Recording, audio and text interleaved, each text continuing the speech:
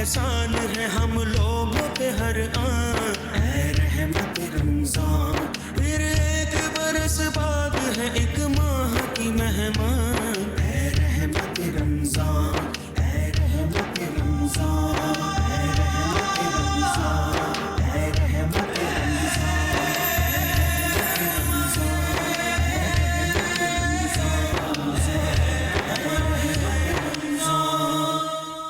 औज़ु बिल्लाहि मिनश शैतानिर रजीम, बिस्मिल्लाहिर रहमानिर रहीम। अस्सलामु अलैकुम नाज़रीन। 5 न्यूज़ HD और प्ले एंटरटेनमेंट HD से आपका मेज़बान शब्बीर अबू तालिब रोज़ाना की तरह इफ्तार के बाबरकत लम्हात में माह रमज़ान और मुबारक की खुसूसी बराह रास्त नशरियात रहमत रमज़ान के साथ आपकी खिदमत में हाजिर है। आज पाकिस्तान में है 21वां रोज़ा, 21 रमज़ान। दुनिया के मुख्तलिफ ममालिक में हमारे मुसलमान भाई अपने 22वें रोज़े की इफ्तार करेंगे। एक बार फिर आपके सामने रूहानी कैफ सुरूर से मुज़य्यन नशरियात पेश करने की सादत हासिल कर रहे हैं, इस उम्मीद, इस तमन्ना, इस आरजू, इस ख्वाहिश, बल्कि इस यकीन के साथ कि आप घर बैठे हमारी नशरियात के जरिए माह रमज़ान मुबारक का हकीकी लुत्फ हासिल कर सकेंगे। आज 21 रमज़ान मुबारक है, यानी तीसरे अशरे का पहला रोज़ा। पिछली रात जो गुजरी वो पहली ताक रात थी। अब इस अशरे में 4 मजीद ताक रातें आएंगी और हर ताक रात की बड़ी फजीलत है कि इसमें शब कदर को तलाश करना है।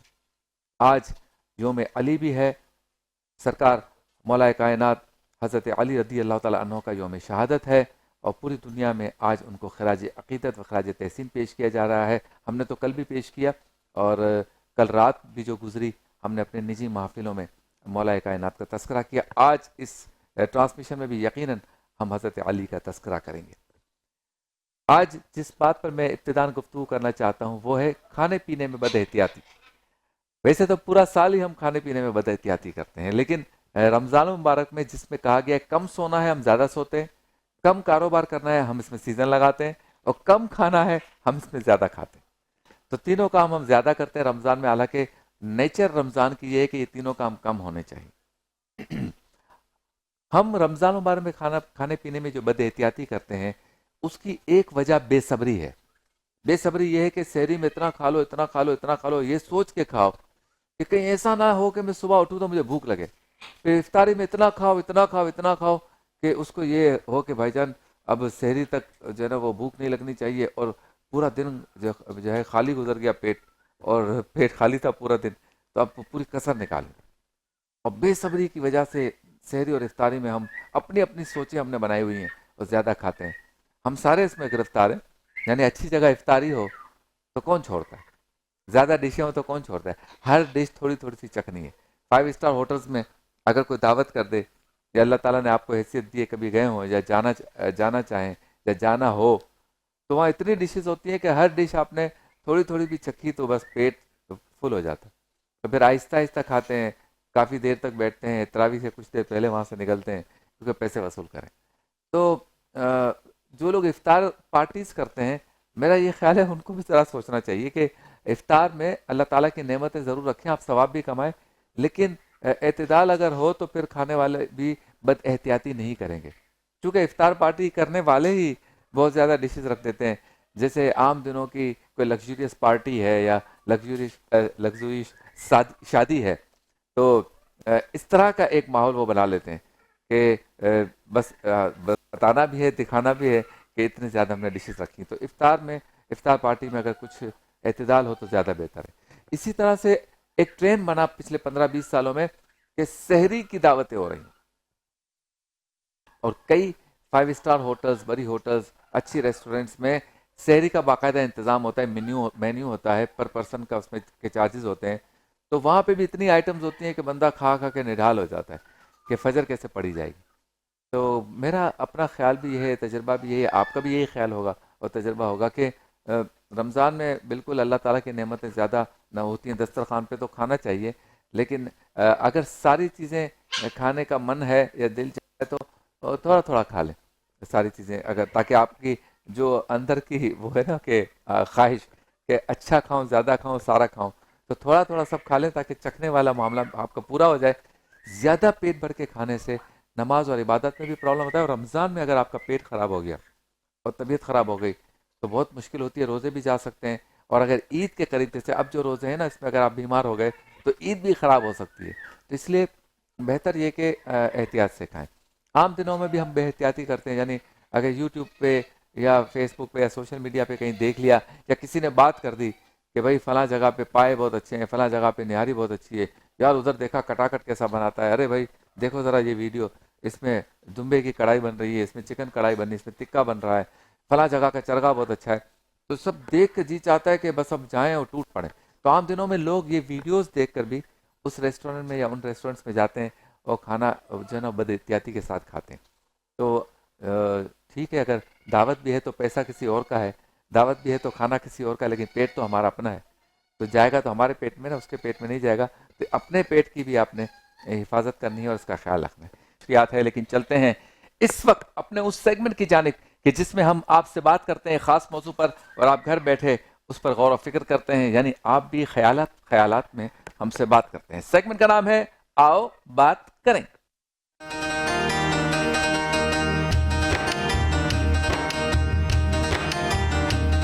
اے رحمت رمضان، اے رحمت رمضان.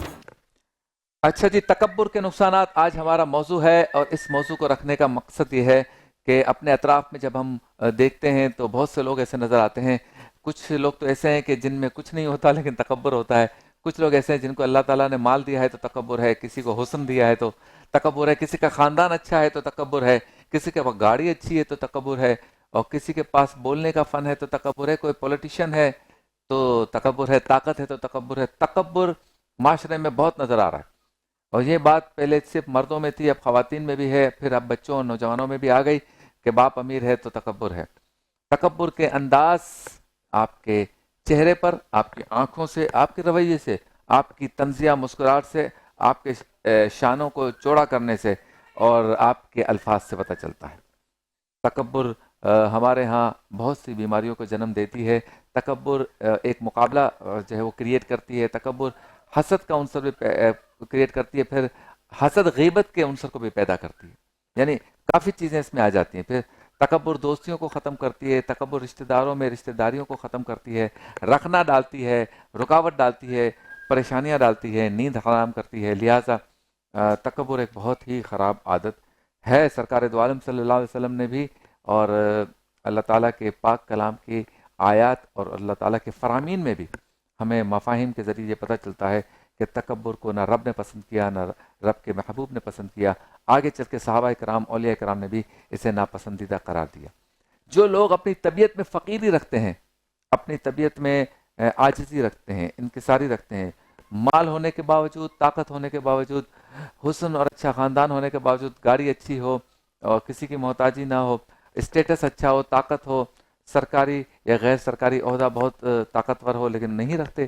وہ اپنی ذات میں فقیری رکھتے ہیں، قلندری رکھتے ہیں، درویشی رکھتے ہیں، سب کو ساتھ لے کے چلتے ہیں، مدد بھی کرتے ہیں، مسکراتے ہیں، اچھے طریقے سے مسافہ کرتے ہیں.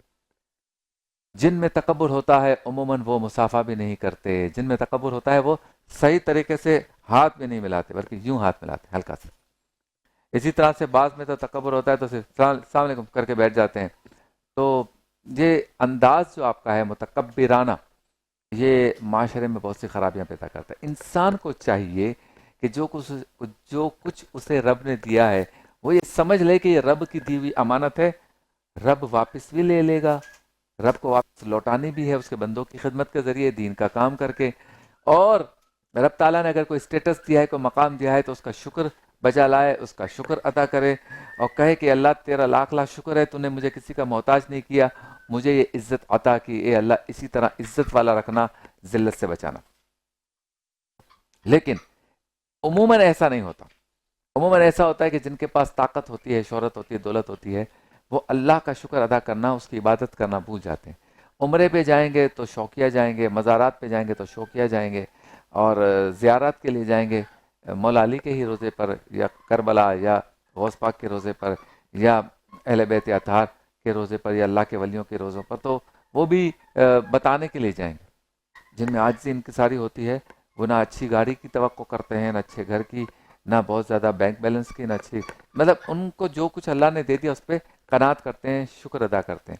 کچھ لوگ ہیں جن کو اللہ تعالیٰ نے سب کچھ دیا ہے لیکن پھر بھی اللہ کا شکر ادا کرتے ہیں اور اللہ کا احسان مانتے ہیں اور کہتے ہیں کہ اللہ نے جو کچھ دیا ہے شاید میں اللہ کے بندوں کے کام آ کے اللہ کو خوش کر سکوں، اور ایسے لوگوں کو یا ایسی سوچ رکھنے والوں کو اللہ اور بھی دیتا ہے۔ آج 2025 میں ہم اس دور میں جی رہے ہیں کہ جس میں ہمیں سوشل میڈیا پہ نظر آتا ہے فلاں کا گھر دیکھیں 1 ارب کا، سوشل میڈیا پہ آتا ہے۔ آئیے آج ہمیں بتائیں کہ اس کے پاس کتنی دولت ہے، آئیے اس کے بارے میں بتائیں یہ اداکار کتنا کماتی ہے، یہ اداکارہ کتنا کماتی ہے، آئیے ہم آج کو بتائیں کہ یہ گلوکار جو ہے اس کے پاس کتنے پیسے ہیں، ایک کانسرٹ کے یہ کتنے لیتا ہے، فلاں عالم فلاں نعت خواں اس کا رہن سہن ایسا ہے۔ یہ جو چیزیں ہم دیکھ رہے ہیں کچھ پولیٹیشینز کی، کچھ طاقتور لوگوں کی، کچھ بزنس مینوں کی، تو ان کے حالات زندگی دیکھ کر بھی ہمیں پتہ چلتا ہے کہ بھائی اللہ نے ان کو بہت دیا ہے، پھر ان سے ملنا مشکل، ان سے بات کرنا مشکل، وہ فون نہیں اٹھاتے، 6 موبائل فون ہیں، سب الگ الگ سیکٹریز کے پاس ہیں، ان سے ملاقات کرنی ہے تو 3 جگہوں سے ہو کے جانا پڑتا ہے، اور لیٹ ہو گئے تو تکبر ہے، چلے جائیں بھائی یہاں سے، پبلک میں آئیں گے تو ہلکا سا ہاتھ ہلا دیں گے۔ تو میں یہ سمجھتا ہوں کہ ان ساری چیزوں کو جو ہم ٹیکنالوجی کے ذریعے دیکھ رہے ہیں، سوشل میڈیا کے ذریعے دیکھ رہے ہیں، انسان کو ہر حال میں اللہ کا شکر ادا کرنا چاہیے۔ دیکھیے ہمیں کل جیسے ایک مہمان نے ہمارے بتایا کہ جن کو منہ کا کینسر ہوتا ہے ان کے منہ میں سے پیپ آتا ہے، اللہ کا شکر نہیں ادا کرنا چاہیے، اس نے ہمیں بہترین منہ عطا فرمایا، بہترین چہرہ عطا فرمایا، ہمیں کوئی بیماری نہیں ہے۔ جن کے پاس ٹانگیں نہیں ہیں وہ کتنے محتاج ہیں، اللہ کا شکر نہیں ہم اپنی ٹانگوں پہ چل رہے ہیں، کھڑے ہیں، کسی کی محتاجی نہیں۔ کچھ لوگوں کے پاس ہاتھ نہیں ہے، وہ منہ کھولتے ہیں اور کہتے ہیں بیٹا مجھے پانی پلا دو، کھانا کھلا دو، وہ کہے جائے بابا میں کھلا کھلا کے تھک گیا، یا جس کو آپ نے نوکر رکھا وہ کہتا ہے بھائی تھک گیا، آپ کا پیٹ نہیں بھرا لیکن اس کے تھکنے پہ آپ کو منہ بند کرنا پڑے گا، اچھا چلو ٹھیک ہے۔ اللہ کا شکر نہیں ہاتھ دیے، آنکھیں دیے، کان دیے، پورا جسم دیا ہے، اب ہم نے کمانا ہے، ہم نے کام کرنا ہے، تو غرور و تکبر کس بات کا؟ اگر آج لاکھوں کروڑوں اربوں روپے خربوں روپے جائیدادیں سب ہیں آپ کے پاس، ایکسیڈنٹ ہوا معذور ہو گئے تو دنیا کی کوئی طاقت کوئی پیسہ آپ کو اگر ٹھیک نہ کر سکا تو، اور ایسا میں نے تو دیکھا ہے اپنی زندگی میں لوگوں کے ساتھ، آپ بھی دیکھنا چاہیں تو ذرا غور کریں، ایسے لوگوں کے قصے سنیں تو پتہ چلے گا کہ تکبر کتنی بری چیز ہے۔ اللہ تعالیٰ سے پناہ مانگتے ہیں، اور جن لوگوں میں تکبر ہے میری اس بات کے ذریعے، اس پروگرام کے ذریعے یقیناً وہ اس بات کو سمجھ رہے ہوں گے، چونکہ میں بھی سیکھنے سمجھنے کے مراحل سے گزرتا ہوں کہ تکبر نہیں کرنا، عاجزی اختیار کرنی ہے، اللہ نے جو کچھ دیا اس پر شکر ادا کرنا ہے، لوگوں کی مدد کرنی ہے، اللہ کے دین پہ خرچ کرنا ہے، جو کچھ اللہ دیتا ہے اس پہ خوش رہیں، جہاں جگہ ملتی ہے بیٹھ جائیں۔ ایسے بھی میں نے لوگ دیکھے جن کو اللہ نے بہت کچھ دیا ہے لیکن مزار پہ جاتے ہیں تو جن غریبوں کے لیے نیاز کی تھی انہی کے ساتھ بیٹھ کے کھاتے، زمین پہ بیٹھ جائیں گے، صوفے پہ بیٹھ جائیں گے، کھڑے ہو جائیں گے، جو کچھ ملے گا کھا لیں گے، دیا اللہ نے سب کچھ ہے لیکن ظاہر نہیں کرتے کہ میں وہی چیزیں کروں گا جتنا مجھے اللہ نے دیا، جس کوالٹی کی چیزیں مجھے اللہ نے دی۔ اللہ تعالیٰ سے دعا ہے کہ مجھے آپ کو ہم سب کو قناعت کرنے کی، عاجزی کرنے کی، انکساری کرنے کی، ہر حال میں اللہ کا شکر ادا کرنے کی توفیق عطا فرمائے، ہمیں ہماری ذات میں ہماری عادات میں درویشی عطا فرمائے، ہماری ذات میں ہماری عادات میں ہمیں قلندری عطا فرمائے، ہم فقیرانہ زندگی گزاریں، فقیروں جیسا رہنا، اپنی طبیعت میں ہم فقیری پیدا کریں اور سیکھ جائیں، سمجھ جائیں ان واقعات سے جو لوگ مال کی دولت اور تکبر کی وجہ سے تباہ و برباد ہوئے۔